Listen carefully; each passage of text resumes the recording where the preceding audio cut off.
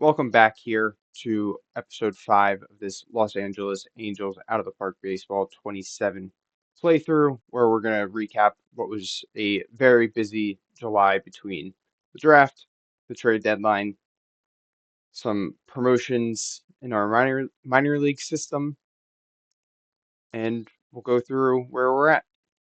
So to start off, we are currently 57 and 53 and have fallen behind the Texas Rangers and even further behind the Astros in the American League West. And we are currently 2 games out of that third wild card spot, which made our trade deadline a little complicated, but we'll go into that in just one moment. With our team right now, unfortunately, we had another injury to our star shortstop, Zach Neto. He partially tore his labrum running to first base. So that was disappointing. He's going to be out for another 4 to 5 weeks. So if we're still in contention in September, he'll be a nice addition. But he's missed what now feels like almost the entire year, which has made it difficult. But what are you going to do about it? Another move we made at the beginning of the month is we called up our top remaining pitching prospect, even though he might have technically graduated. I'm not totally sure. I don't think he had. But our top remaining pitching prospect, Caden Dana, to the major leagues. So far, he has made 3 starts for us. Actually, we did not call him up at the beginning of the month. We called him up right after the All-Star break. So my mistake on that. So he's made 3 starts for us so far, where he's been really decent for a 22-year-old. His first 2 starts were better than his third, where he had 4 walks. But overall, encouraged by him. We'll continue to see how he does. When we decided to call up Caden Dana, the move that we made to make up a spot in the rotation was we moved George Klassen to the bullpen. It looks a little funny right now because he's back in the rotation, but that is just because Grayson Rodriguez is dealing with a sore elbow and is out for a week. So Klassen's going to move into his spot, make a spot start. As I don't want to put Grayson Rodriguez on the IL, I just moved him into the bullpen and changed his strategy to make sure that he's benched until he's back.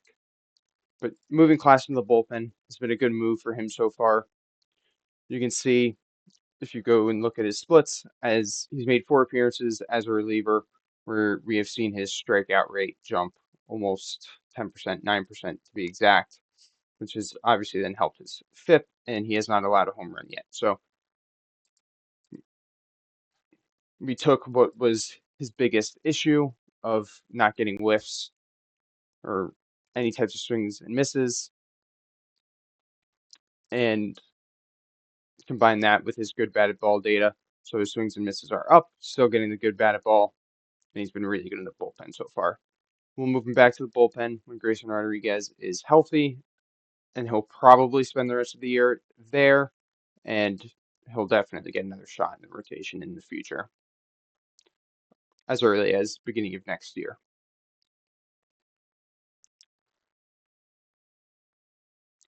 I don't think there are any other crazy injuries. Jose Siri is currently on a rehab assignment in AAA, so he will be back relatively soon as well. That then led us into the draft, where let's go over here. I'm not going to go through my entire draft. I do have a short list with everybody, but our first pick of the draft was outfielder Zion Rose from the University of Louisville. We currently have him up in A-ball. My favorite things about him, he's got good speed. He had 16 stolen bases in college, and my scout says he should be able to steal about 10 bases a year with above average defense. So I like that. He's a good overall hitter. We think he's got the potential to be a all-around hitter, so a potential 5-tool player there. Something else that's really important, he's got the high baseball IQ. And what was really important here was reassign him to a cut deal, only 1.4 million. If we go to our finances here, somehow we ended up with a negative $25 million total available money. Not sure how that happened. Am I a little over? Yeah, I'm about 1.4 over. So I don't know if that's just a glitch in the game or if something's happening there. So I decided to just play it safe, make sure that we are actually able to sign our first round pick. So I'm excited to see how he develops. He's going to spend the rest of the season here in A-ball. We'll get some data on him and go from there. In the second round, we drafted a college pitcher. We drafted Matt Scott out of the University of Georgia. Again, what's really important to me is the personality. He's got really good work ethic and baseball IQ, which will certainly be a positive aspect of him as he develops. It's just kind of how the game is.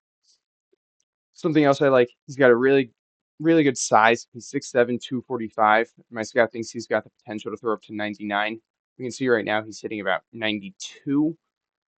But if he can get up even to that 97 as a starter, that'll be very positive for him. My main concern with him was his strikeouts. I would have liked to see him strike out and miss a few more bats in college, only 21.8% strikeout rate. But he did play at Georgia, which is in the SEC, of course, one of, if not the best baseball conference. So we already see that it's up a little bit here in a small sample size in Pro Bowl. But that was my main concern with him. Similar to Zion Rose, he was also below slots. That same 1.4, I believe his slot was 1.6. Third round, we drafted our first high school player. We drafted Rookie Shepard, a shortstop. He's got really good speed. We can see he stole 55 bases in high school. And my scout, I believe, mentioned his, electrifying speed. So something that's exciting there and somebody who should be able to stick at shortstop, which is, of course, important. He's got good contact, which is something we don't really have in the organization right now, at least at the major league level. I know you don't draft for need, of course, but we could certainly use that at the moment. He's also durable, as I did move the injury setting up from the normal level that the game starts at. So, we've had plenty of injuries this year, so it's important to have somebody that is durable. And even though he's not going to be much of a power hitter, he does pull his fly balls, which is good for our home stadium with lefty power. He was a University of Miami commit, and we signed him out of that for only $240,000. So he was excited to come play some pro ball. Fourth round, we drafted Mekhi Grant out of Mississippi State, so another SEC pitcher. He's got really good stuff and movement potential, which is kind of offset by some control worries. But I figured in the fourth round, he had just a little too much upside. Another guy that my scout thinks can get up to 99, but he's already throwing 96. So I thought it was just a little too much upside to turn down. Definitely some reliever risk, though. And then in the fifth round, we drafted another high school bat. We drafted Colin Bland. A little more overall hitter than Rookie Shepard, but what he possesses with his bat, he loses with his glove. Similar to Rookie Shepard, he's a lefty with the pull tendency for his fly ball with high work ethic. He was a Vanderbilt commit. Signed him for only 75,000. So again, we were looking for some deals that wanted to make sure we could sign our entire draft class, which we did. Looking forward to seeing him in the complex next year, getting some data on him instead of just green potential ratings to see if he's somebody that we should really be excited about. We're only going to touch on a few other guys here. Still in order, we drafted Von Lackey in the 6th round. Maybe there's a little bit of bias here. He's doing really, really well in real life, a potential 1st round pick. I knew the name, but with the work ethic and baseball IQ, it was just a little too tough to turn him down. He's also a good contact hitter, and he drew a ton of walks in college at Georgia Tech, so obviously ACC.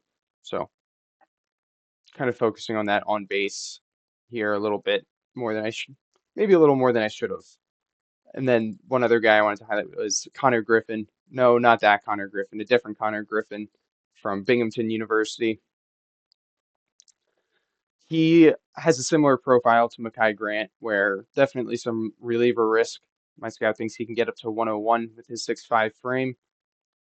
Two elite, two potentially elite pitches with a third changeup, or with a third pitch being a changeup.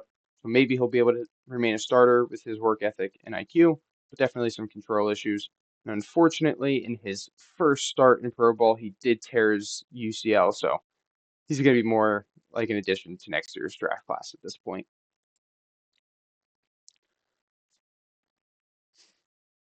Drafted a few other high school bats, drafted some outfield college players that kind of focused on defense and speed, and then some college relievers just to kind of fill out the system. Tried to emphasize low high strikeout rates for pitchers, low strikeout rates for hitters with their speed. So if any guys have interesting ends to the season, I'll highlight that either in the next episode or end of the season episode. All the college guys I drafted, I put into A ball. Without the ratings, it's tough to gauge, but I figured, especially in this year's version, definitely just start getting some data on them. After the draft, soon after was then the All-Star break, where we did have multiple All-Stars, one of which is Kirby Yates, who, yes, is still on our team, and we'll go into the deadline here momentarily. But Kirby Yates was an all-star for us. Again, he's been having a really good year for us. And then Mike Trout was our second all-star. He's been a really good bat, a 137 OPS plus. He's just really hampered by his fielding. We are playing him out in left field, and he's probably one of the worst defenders in the league, if I had to guess. At least he's getting to most of the balls he should be, but he won't be in the outfield next year. We'll probably just have to solely DH him, unfortunately.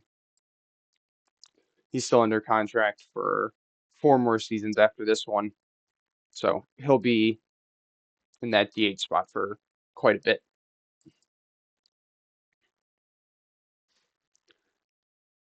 That then kind of leads us into the trade deadline.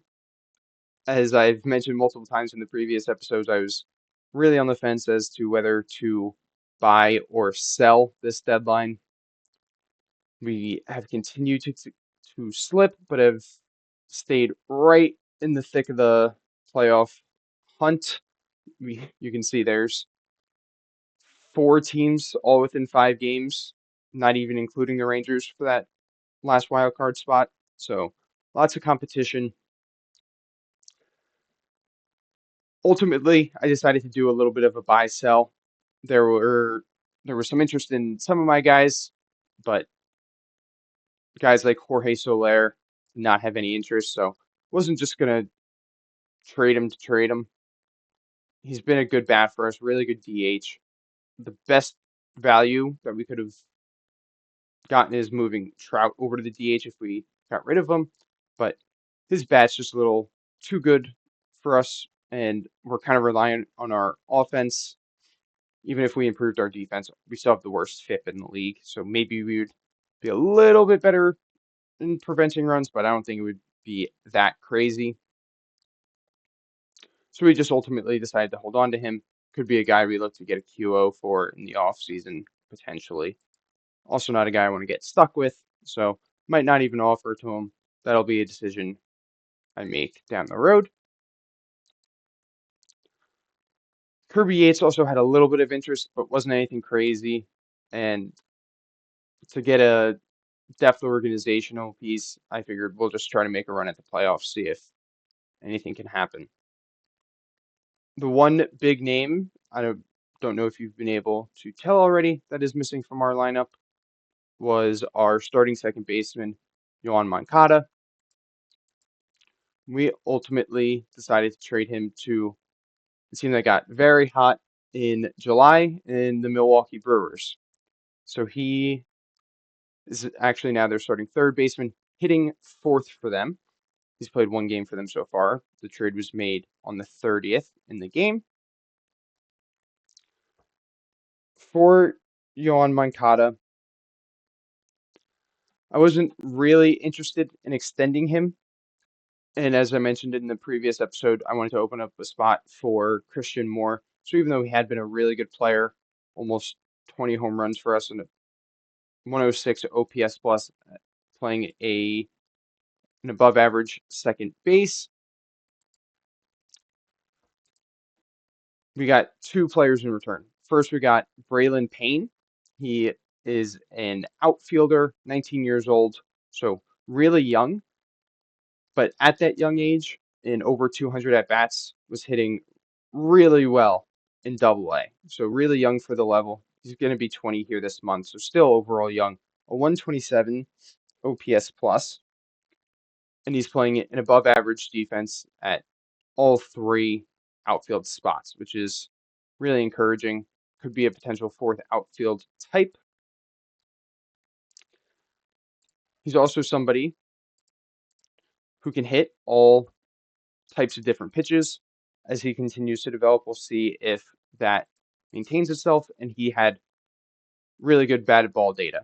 So if he can improve some of his base running, combine that with his defense and encouraging batted ball data at such a young age, could be an interesting outfield piece in our organization. Again, probably more like a fourth outfielder, but we'll see how he develops. Also has that high baseball IQ.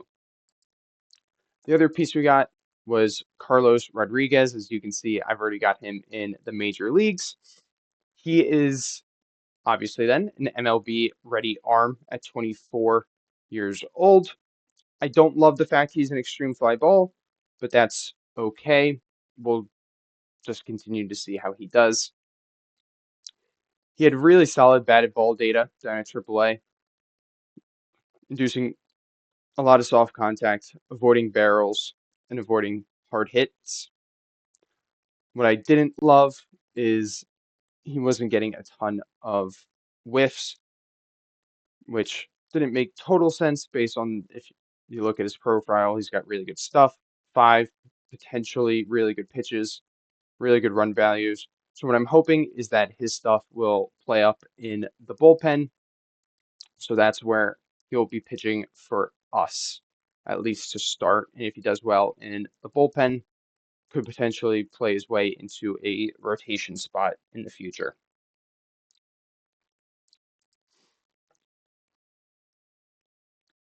Another guy I traded for at the deadline was Nicky Lopez. He's got a spark plug personality, which will help the clubhouse as we head into the stretch run here. It's a really low cost defensive first move for us. We traded Trey Mancini was a throw in.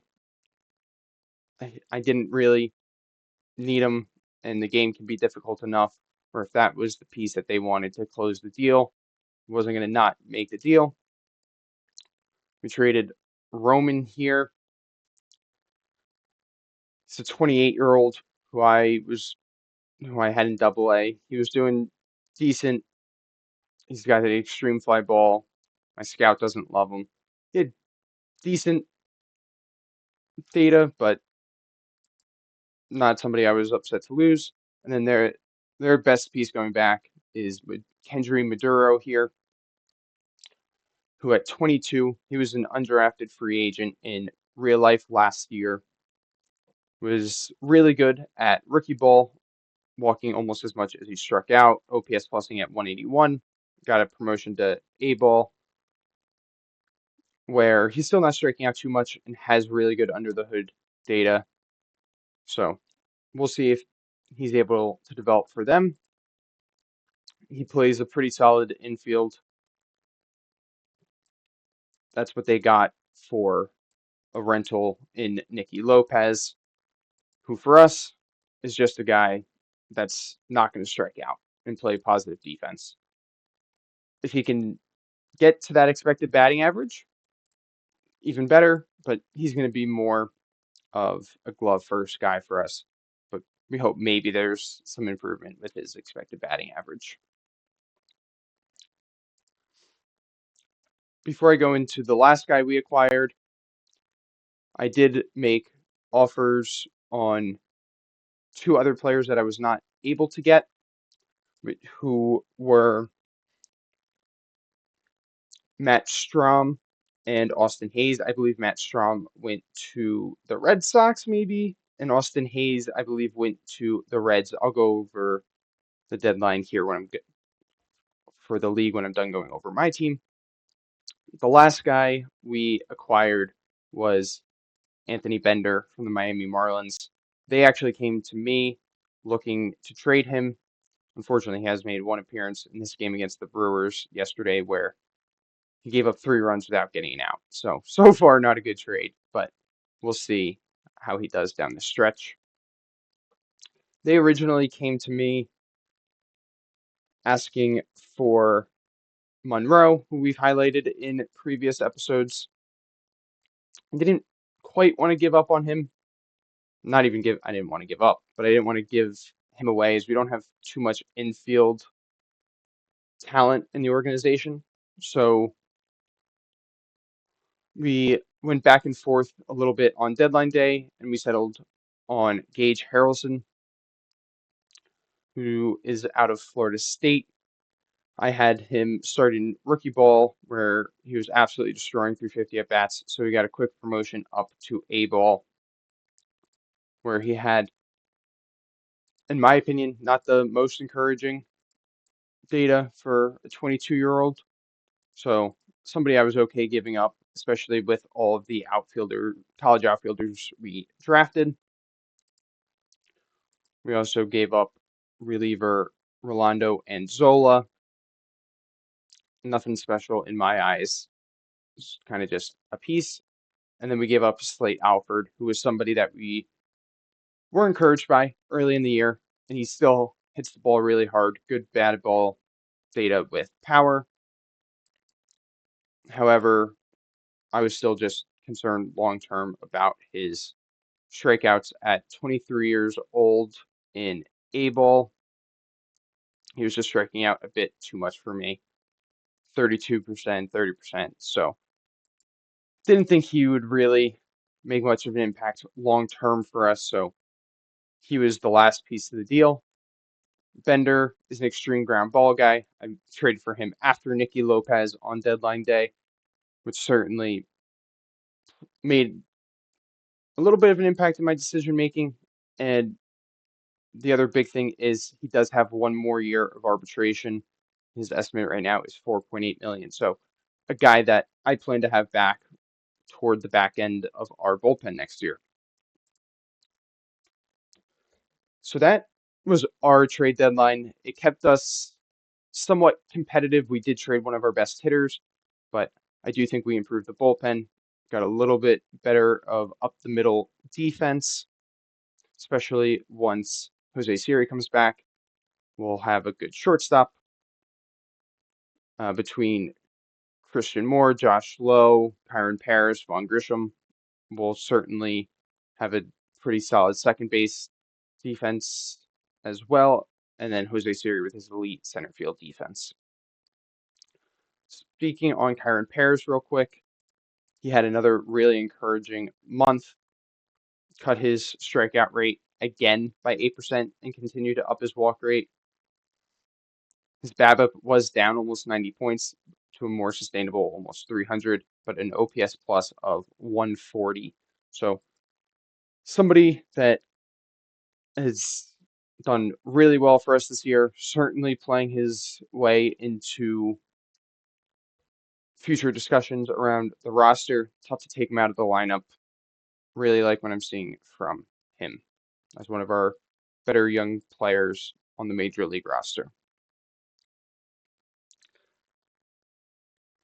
To recap the trade deadline for the league,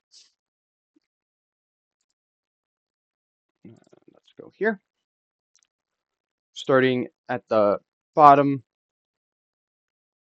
Dennis Santana went to Texas, so they kicked off the deadline. And that's when I started thinking, okay, I guess we're going to have some contention in the wild card race because they're going to be buyers. And the Rangers were one of the most aggressive buyers. Them and the Reds were very aggressive here at the deadline, with the Blue Jays being a big seller. The Rangers as a whole acquired Dennis Santana, Adrian Morihone, and Sandy Alcantara. The Marlins were also a big seller, so they really improved their pitching. They also acquired Josh Bell, who's a guy I was looking at to see if he could potentially be a better bat over Nolan Shenuel. I decided ultimately to not even make an offer on him, just continue to go with what we got. I didn't want to give up too much value from our minor league system. The biggest trade of the deadline came right at the end with Chris Bubich going from the Royals to the Red Sox. Bubich, like I said, I don't think I highlighted it in the last episode. I think I missed it. He did sign an extension with Kansas City. So this is not just a rental here. He signed a 4-year, almost $93 million contract. But in return, the Royals got 5 players highlighted by top 40 prospect Marcus Phillips. It's been pretty solid, almost major league ready, but the low work ethic, personally, I would not have been interested in him. I did take a pretty heavy look at the Red Sox system as I believe they pivoted over to Chris Bubich as we were in discussions regarding a Reed Detmers trade, but ultimately we could not agree to anything. So I decided to keep him, but they got 5 players. Marcus Phillips, the highlighter. Henry Gabo, I'm guessing is how you pronounce that. I'm not totally sure.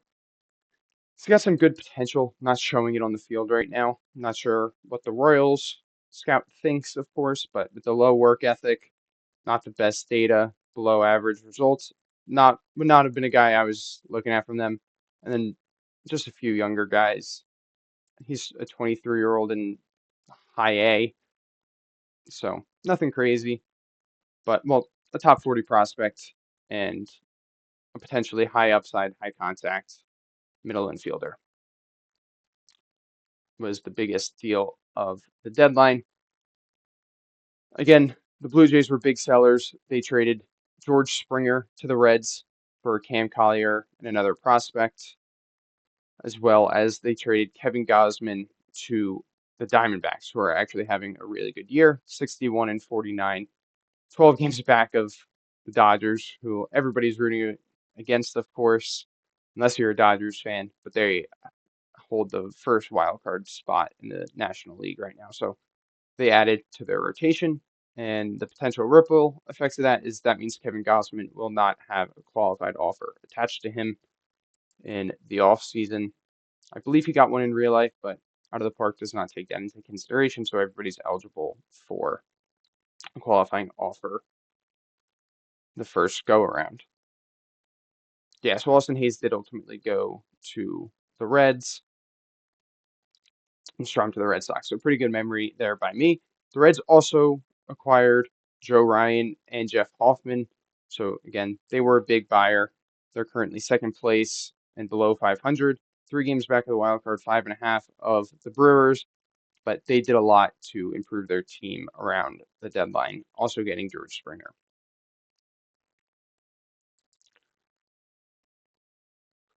I don't believe I'm missing anything else league-wise that was really, really crazy.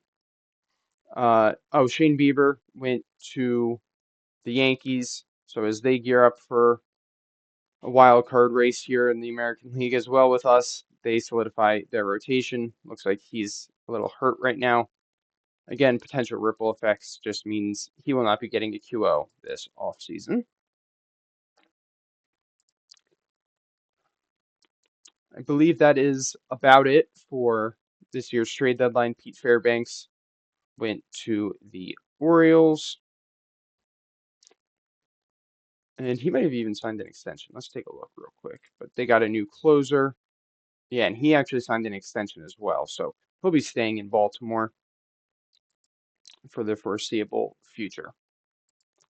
That's about it for the trade deadline. And this episode, there's a lot going on. I'm only going to do some quick recaps of a few guys in our minor leagues. Not going to go super in depth here, but first, always like to highlight him. Tyler Bremner, our top prospect, number 4 prospect in the league, number 2 overall pick in 2025.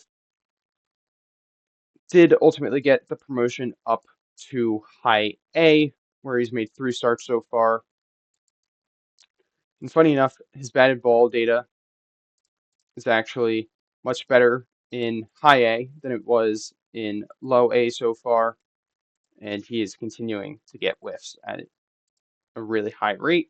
So really encouraged by him at high A, small sample size, of course, but if he can maintain this through the month of August, he could get a late season promotion up to double A just to see some data from there and really get him on track for the major leagues potentially as early as next season.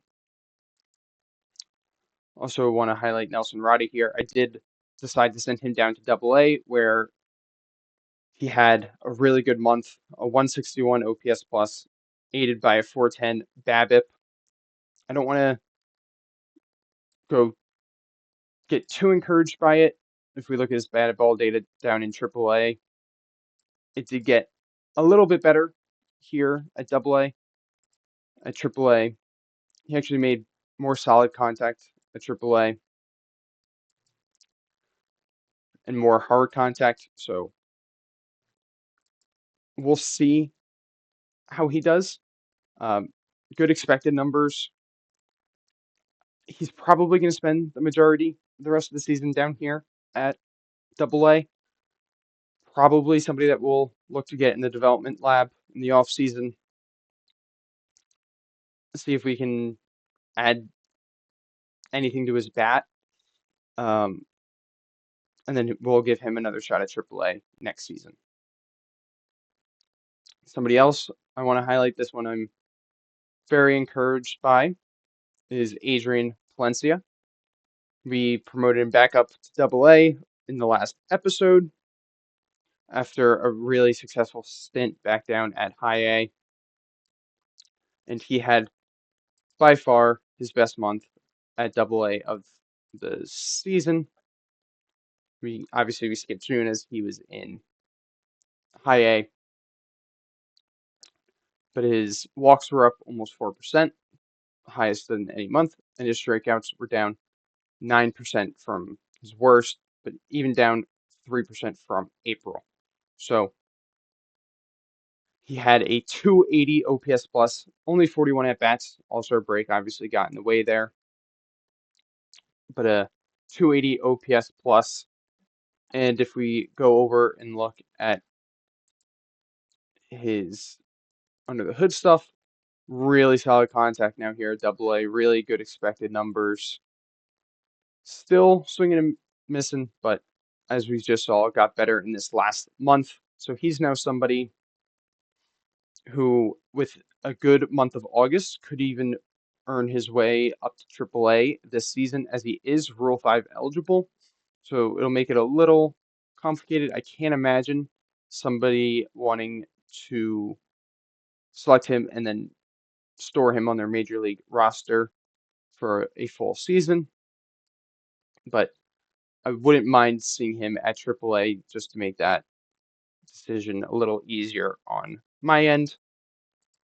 Another guy, mentioned him a little earlier, Jake Monroe. I promoted him up to high A with some of the recent draft picks. Just wanted, he's also almost 23. He'll be 23 in September. He's got good batted ball data over the course of the season at A ball. He had a good July following a down June. So we'll see how he does here at high A. This is where he will finish the year. Again, I didn't want to trade him because we don't have too much infield talent. Also a Louisville guy, so maybe him and Zion Rose know each other from there. Not that that makes too big of an impact in the game, but could always be a fun storyline down the road. Randy DeJesus had a down month.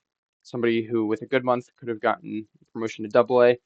Still, probably will see some Double A action this year, but we'll see. 36% strikeout rate in the month is just terrible. Peyton here has had a really encouraging start at high A, just like he did in A ball, getting lots of no, sorry, not getting lots of whiffs here, but his batted ball data has been elite. So somebody that I continue to be encouraged by. I don't believe he's Rule 5 eligible. He's not. So he'll probably finish out the year here at high A. And if he does well, start next year at Double A. We also just promoted today in the game, August 1st. We promoted Chase Shores up to high A. He doesn't have the personality that I like, going back to that, but a combination of lots of college arms drafted and that I put at high A. So I wanted to promote a few guys, but he also had his best month this season in July, striking out almost 34% of the batters he faced, walking 10%. So walks were a little high, but with that amount of strikeouts, that is a-okay with a 2.4 FIP. So, and at 22, we'll see what he looks like at high A to close out the year. And the last thing I want to highlight here in the minor leagues for this month are just the few guys from rookie ball that I did ultimately decide to promote. We've already touched on them, so I'm not going to speak too much right now. One thing I did kind of forget is, or I wasn't thinking about, the Complex League was actually really good, so they made the playoffs. So their season went into mid-July as opposed to ending in early July. So they all just got their promotions here. So not even going to look at any stats or percentile rankings, anything like that. But Johnny Slowinski, one of our top prospects at 19, got promoted to high A. Talon Haley, another good pitching prospect, both lefties. He does not have a good baseball IQ, so we'll continue to see how he does and monitor him. And then Joshua Lugo, who I consider probably I'd say he's one of our top three for sure hitting prospects at the moment after destroying rookie ball. So he's getting a look here at A ball to close out the year. I would also consider obviously Zion Rose one of our top three hitting prospects. And then still probably have to count Rada. I don't think he's number 23 in the league, but just because of his ability to avoid strikeouts, play plus defense, and his speed, he's still got to be considered one of our top hitting prospects. So it was a busy month of July, but I think overall it was a good one. We continue to see some encouraging things down in the minors. The major league team, like I kind of expected, does continue to slip, but we are still in the hunt here as we enter August. So that's all I've got here for this episode, and I will be back to let you know how August goes, head into the final stretch of the season. Thanks for watching.